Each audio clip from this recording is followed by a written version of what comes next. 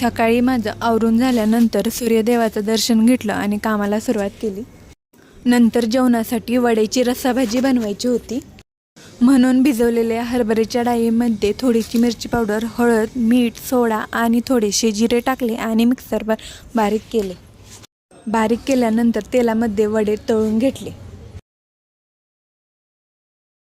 नंतर भाजी बनवण्यासाठी कढईमध्ये तेल टाकले. तेल गरम झाल्यानंतर त्यामध्ये जिरं, मोहरी, कढीपत्ता, मिरची पावडर, कांदा मसाला टाकला. नंतर त्याच्यामध्ये वाटण टाकलं आणि व्यवस्थित परतून घेतलं. परतून झाल्यानंतर त्यामध्ये मीठ आणि गरम पाणी टाकलं. त्याला चांगली उकळी आल्यानंतर त्याच्यामध्ये वडे सोडले. 2-3 मिनिटांनी भाजी तयार झाली होती म्हणून गॅस बंद केला. त्याच्यानंतर दुपारी साडीला इस्त्री करायची होती, ती करायला घेतली.